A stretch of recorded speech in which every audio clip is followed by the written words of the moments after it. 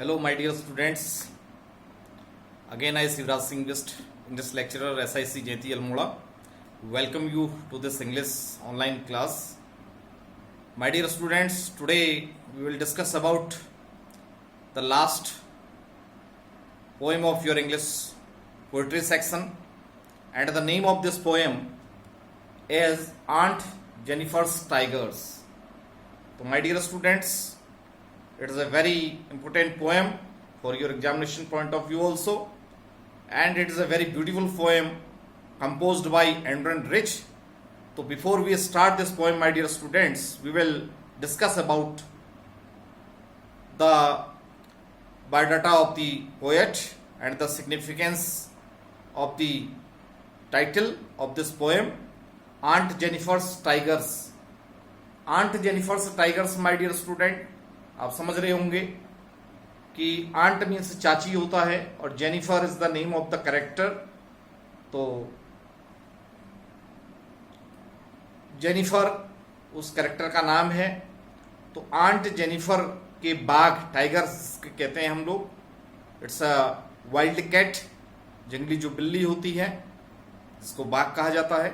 तो यहां पर आंट जेनिफर के बाघ इस तरीके से इस पोएम का नाम है। और basically the theme of this poem is fully related to the wild life and fully related to the wild animals like tiger. The whole story of this poem is symbolizing the pattern of wildlife. So now again we will discuss about the poet. The name of the poet of this poem is Andron Rich. Andron Rich was born in Baltimore, Maryland in USA. इनका जन्म Baltimore, Maryland, USA, United State of America में हुआ था। She is widely known for her involvement in contemporary women's movement. ये अपनी समकालीन जो इनकी जो कवित्री थी, जो उन्होंने विभिन्न प्रकार की जो मूवमेंट थे उनमें जो भाग लिया था, तो उससे ये जो है संबंधित है। She is widely known for her involvement in contemporary women's movement. जो अलग अलग प्रकार के महिलाओं के जो आंदोलन हुए थे, जो समकालीन इनकी जो महिलाएं थी उनके द्वारा जो आंदोलन किए गए थे, तो उससे ये संबंधित हैं। इस रूप में भी ये जानी जाती है, आंदोलन के रूप में भी ये जानी जाती हैं। She has published 19 volumes of poetry. Andron Rich has published in 19 volumes of poetry. Various such type of poetry written by her. कई प्रकार की कविताओं की रचना इनके द्वारा की गई है। 3 collection of essays and other writings, और इनके द्वारा जो है एसेज की रचना भी की गई है। 3 collection of essays and other writings। उसके अलावा भी बहुत सारी अन्य चीजों को इनके द्वारा लिखा गया है। A strong resistance to racism and militarism echoes through her work। इनके कार्यों में हमें जो नस्लवाद है या जो मिलिट्रिज्म है, जो अपने आप में जो सैन्य ताकतें होती हैं, उनकी विरोध के स्वर इनकी कविताओं में हमको देखने को मिलता है, जिससे जो नस्लवाद या जो आपका सैनिकवाद है उससे जो लोग एक्सप्लॉइट होते हैं, जो प्रभावित होते हैं या जो शोषित होते हैं, उनके विरुद्ध भी आवाज इनके द्वारा उठाई गई है। वो भी इनकी कविताओं में हमको देखने को मिलता है। In this poem she addresses the bitter experiences of married life of women. तो यहाँ पर इस कविता में, इस पोएम में उन्होंने मैरिड लाइफ के जो एक्सपीरियंसेस हैं, तो the experiences of married life, यानी कि जो विवाहेतर जो अनुभव होते हैं उनके बारे में बताया गया है। तो उन्होंने बताया है यहाँ पर बिटर एक्सपीरियंसेस के बारे में, जो कड़वे अनुभव होते हैं, किसी महिला के जो विवाह के बाद जो कड़वे अनुभव होते हैं उनको उन्होंने यहाँ पर एक्सप्रेस करने का काम किया है। उन्होंने बताया है, यद्यपि हम जानते हैं, although we know very well that, कि मैरिज या जिसको हम विवाह कहते हैं, it is a very auspicious occasion of our life, या it is a very auspicious tradition and custom of our society. तो ये एक प्रकार का पवित्र जो होता है बंधन होता है शादी का। लेकिन कई बार sometime, है ना, we can see that there are lot of problems faced by the girls who are married, है ना, जो विवाहित जो लड़कियां होती हैं कई प्रकार की समस्याओं को देखती हैं, को फेस करती हैं, तो उसी प्रकार का it's a special type of experience faced by Adrienne Rich, and she wrote in her words like a story of this poem, the Aunt Jennifer's Tigers. So here we will discuss about the first stanza of the poem, Aunt Jennifer's Tigers. Aunt Jennifer's tigers prance across a screen, bright topaz denizens of a world of green. They don't fear the man beneath the tree. They pace in sleep, Sivleric certainly, Aunt Jennifer's fingers fluttering through her wool, find even the ivory needle hard to pull. The massive weight of Uncle's wedding band sits heavily upon Aunt Jennifer's hand. When Aunt is dead, her terrified hands with lie, still ringed with ordeals she was mastered by. The tigers in the panel that she made will go on prancing proud and unafraid. So in the first stanza of this poem, the poet describes here Aunt Jennifer's tigers prance across a screen.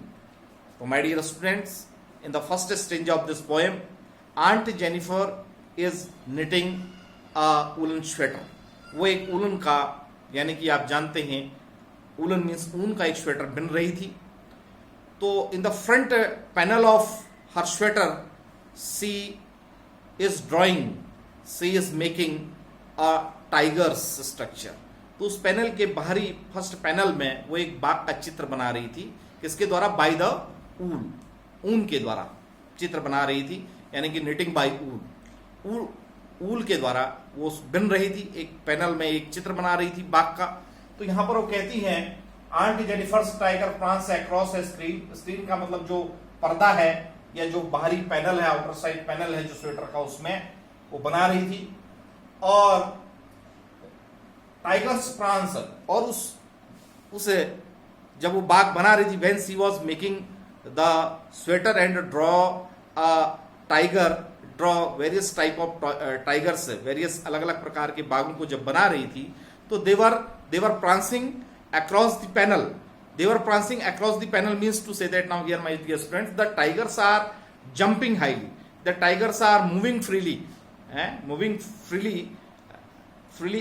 Freely across the prance. यानी across the prance का मतलब उस बाहरी जो उसकी का जो outer side का जो पैनल था, उसमें सिलाई के माध्यम से जब वो बिन रही थी, बना रही थी, तो ऐसा लग रहा था कि मानो वो उसमें उछल कूद कर रहे थे. तो यहां पर वो शब्द दिया गया है टाइगर्स प्रांस का मतलब जंपिंग. ठीक है.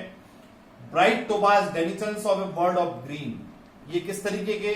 Bright topaz a precious stone. Topaz जो होता है एक प्रकार का पीले रंग की एक धातु होती है जिसको हम पुखराज के नाम से जाना जाता है. तो ये पीले रंग के जो बाघ थे, इनका जो कलर था पीला रंग का था. पीला रंग का बाघ मतलब पीले रंग के ऊन से मतलब है. तो यहां पर वो जो बिन रही थी उसको कह रहा है. तो denizens of a world of green, ये जो एनिमल्स थे, खास तौर पर जो ये एनिमल्स होते हैं, वाइल्ड लाइफ के जो एनिमल्स होते हैं, बाघ वगैरह, ये कहां रहते हैं? दे लिव्ड इन फॉरेस्ट, जंगलों में ये रहते. दे लिव इन फॉरेस्ट, तो ये जंगलों के निवासी होते हैं. तो denizens of a world of green, ये जंगलों के निवासी हैं. They don't fear the man beneath the tree. और ये जो है पेड़ के नीचे बैठे हुए, है ना, पेड़ के नीचे बैठे हुए आदमियों से भी नहीं घबरा रहे हैं. They moved here and there without any fair, without any problem, without any objection, without any fear, without any horror, है ना. ये किसी हॉरर के बिना, किसी भय के जो इधर उधर क्या कर रहे थे? दौड़ रहे थे, ये भाग रहे थे, चल रहे थे. ठीक है. They pace in sleek chivalric certainty, निश्चित रूप से, सर्टेनली गर्व के साथ, फुल ऑफ प्राइड, और गर्व के साथ ये उस पैनल में, उस स्वेटर में इधर उधर फ्लटरिंग कर रहे थे, इधर उधर मूव कर रहे थे, इधर उधर आ जा रहे थे, इधर एंड दिधर उसमें जा रहे थे. जब वो बिन रही थी तो एक कल्पना है कवि की, जब वो बिन रही थी तो उनके धागों के माध्यम से वो इधर उधर उस हरे पैनल में या उस ग्रीन वर्ल्ड में, उस जंगल में जो है गुजर रहे थे. इसको एक तरीके से कवि ने इसका क्या किया है, इसको जो है कनेक्ट किया है जंगल के साथ, कि जंगल में जिस तरीके से बाघ इधर उधर बिना डर के चल रहे होते हैं, जा रहे होते हैं, उनको किसी का भय नहीं होता है, उसी तरीके से कवित्री के उस पैनल में वो बाघ भी सिलाई के माध्यम से, उस बिनाई के माध्यम से इधर उधर जा रहे थे, आते जा रहे थे, उन्हें किसी बात का कोई भय नहीं था। निश्चित, बिल्कुल निश्चिंतता के साथ। Aunt Jennifer's fingers fluttering through her wool, और आंट जेनिफर्स की जो फिंगर्स थी, आंट जेनिफर जब वो उस बिनाई को कर रही थी, when that time she was knitting the sweater, जब वो स्वेटर को बन रही थी, तो कह रही है हर फिंगर्स वर फ्लटरिंग, उसके हाथ जो है उसमें कांप रहे थे। फ्लटरिंग का मतलब होता है ना, अपने आप में क्या करना, मूविंग स्लोली, इरेगुलर मोशन, यानी कि उनकी हाथ की जो अंगुलियां थी, जो हाथी के दांत की बनी हुई उस निडल से, आइवरी निडल, हाथी के दांत से बनी हुई जो सिलाइयां थी, वो उसमें कांप रही थी, उनके हाथ उसमें कांप रहे थे जब उसको बना रही थी। ठीक है, now again find even the ivory needle hard to pull, यानी कि वो हाथी दांत की बनी हुई जो निडल थी, उनको खींचने में काफी हार्ड टू पुल, काफी प्रॉब्लम हो रही थी, काफी कठिनाई उनको महसूस हो रही थी। The massive weight of uncle's wedding band, क्यों हो रही थी? The massive weight of a step of wedding band, है ना, एक वेडिंग बैंड जो होता है विवाहित, जिस तरीके से शादी के बाद एक वेडिंग बैंड उनके हाथ में बांध दिया गया था, तो उसके वेट के कारण, due to the reason of the weight of the massive band on her hand, है ना, high weight on her hand, जो उनके हाथ में जो वेट था उस मैसिव बैंड का, वेडिंग बैंड का, शादी का जो सिंबॉलिक जो चिन्ह उनके हाथ में, सिंबॉलिक जो ऑर्नामेंट उनके हाथ में, स्टेप जो उनके हाथ में लगा हुआ था, उसकी वजह से उनका हाथ जो है प्रॉपर रूप से चल भी नहीं पा रहा था। यानी कि she was enslaved by her husband, यानी कि हस्बैंड का मतलब एक तरीके से अपने को यहाँ पर she addressed here like she was enslaved by her husband, वो अपनी पति की क्या थी, एक तरीके से गुलाम थी। और क्यों? क्योंकि वो एक प्रकार का जो वेडिंग बैंड था उनके हाथ में बधा हुआ था। जिस तरीके से आप जानते हैं, you know very well that शादी के बाद महिलाएं जो है गले में आपका मंगलसूत्र और विभिन्न प्रकार के ऑर्नामेंट्स को जो पति के लिए, यानी कि हस्बैंड की जो सिंबॉलिक चीजें होती हैं उनको धारण करती हैं। उसी तरीके से आंट जेनिफर कहती हैं कि यहाँ पर जो है वो वेडिंग बैंड उनके हाथ में एक तरीके से गुलामी का प्रतीक की तरह था, जिसकी वजह से वो ढंग से सिलाई भी, यानी कि बिनाई भी नहीं कर पा रही थी। She did not pull the wool very well. ठीक है, the massive weight of uncle's wedding band sits heavily upon aunt Jennifer's hand, तो वेडिंग बैंड उनके हाथ पर बधा हुआ था। When aunt is dead her terrified hands will lie, और वो कहती है यहाँ पर शी वॉज एड्रेसिंग हियर, यहाँ पर बता रही थी कि व्हेन शी वॉज डेड, और जब वो मर जाएंगी, यानी कि जब उनकी मृत्यु हो जाएगी, उसके बावजूद भी she did not forget the painful experiences of her married life. उसके बावजूद भी वो उसको भूल नहीं पाएंगी का मतलब she will not forget the bitter experiences of her married life, यानी कि अपने विवाहित जो जीवन था उनका वो बहुत अच्छा नहीं था, उसको उसके बावजूद भी क्या नहीं कर पाएंगी, भूल नहीं पाएंगी, कहते मरने के बावजूद भी। ठीक है, when aunt is dead her terrified hand will lie still ringed with ordeals she was mastered by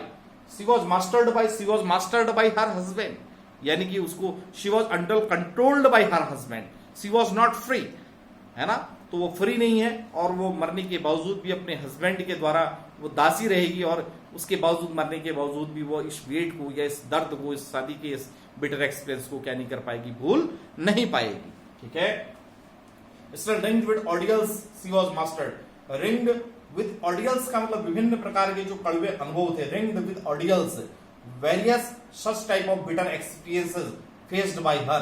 the tigers in the panel that she made, और जो पैनल में, स्वेटर के जिस पैनल में, and she made many tigers in the panel of her sweater, और जो sweater में वो विभिन्न प्रकार के टाइगर्स को बना रही है, वो तब भी इसी तरीके से, है ना, क्या कर सकेंगे, they will go whatever they wanted to go, यानी कि जहां पर वो जाना चाहते थे वहां पर वो जाएंगे, या जहां पर वो जाना चाहेंगे, whatever they want to go they will go, यानी कि जहां वो जाना चाहेंगे वहां पर वो जा पाएंगे, उनके लिए किसी प्रकार की कोई बाउंडेशन, किसी प्रकार की कोई प्रॉब्लम नहीं होगी। ठीक है, the tigers in the panel that she made will go on prancing proud and unafraid, और बिना भय के, प्राउड के साथ, गर्व के साथ, उसके बावजूद भी, उसकी मृत्यु के बावजूद भी, वो उनके पैनल के जो बाघ हैं वो इसी तरीके से स्वतंत्र रूप से इधर उधर विचार सकेंगे। तो dear students, it is the substance of this poem. Mainly the poet described here about her married life. Her married life was not very satisfactory for her, was not very satisfactory for her, वो उसके लिए बहुत संतोषजनक नहीं थी, और she was really very terrified about her married life।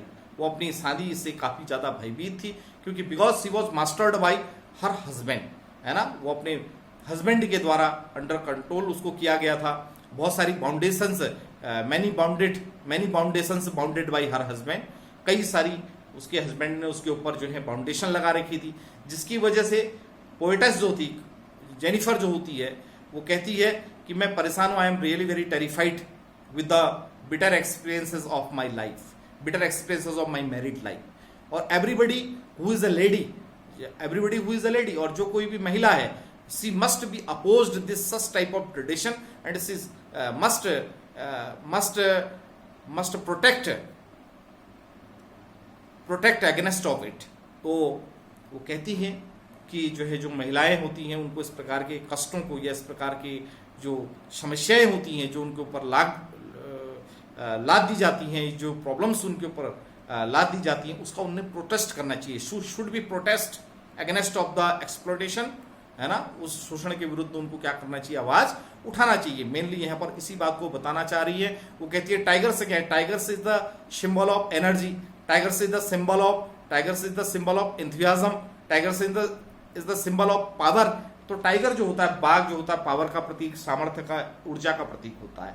तो यहाँ पर उन्होंने उसको एक तरीके से पर्सोनिफाइड किया है, एक तरीके से उसका मानवीकरण किया है अपने पति के साथ, कि पति जो है यानी कि हस्बैंड, वो मेल है। तो मेल का मतलब पुरुष जो है, पुरुष अपने आप में the symbol of power, the symbol of energy, इस तरीके से उसने उसको इंडिकेट किया है, क्योंकि वो कहीं पर भी जा सकता है उसका आदमी, है ना, उसके पास किसी प्रकार की कोई बाउंडेशन नहीं है। whatever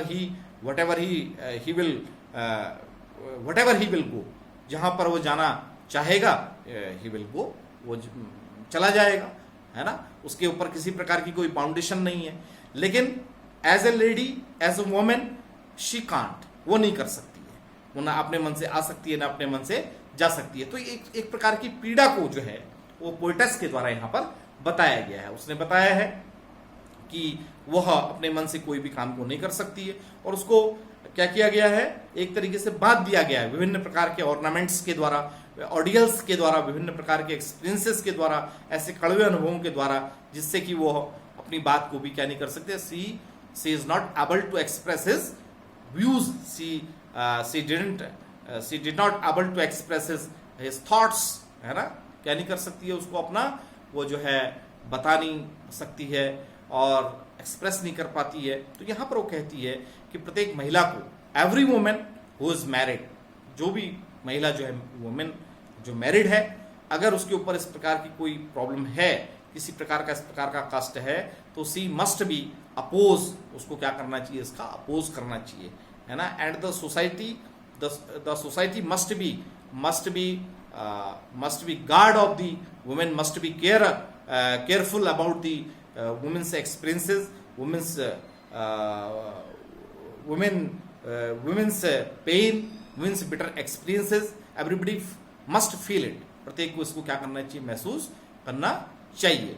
तो dear students, it is the very important and beautiful poem written by Adrienne Rich. तो यहाँ पर आपने देख लिया, ये काफी इंपॉर्टेंट पोएम है, और काफी पोएटेस के द्वारा अपने दर्द को यहाँ पर बयान किया गया है कि किस तरीके से शादी का एक बिटर एक्सपीरियंस उसके जीवन में गुजरा। तो इसी के साथ ये फर्स्ट जो बुक आपकी थी, यानी कि फ्लेमिंगो, उसकी अंतिम पोएम है आंटी जेनिफर्स टाइगर्स।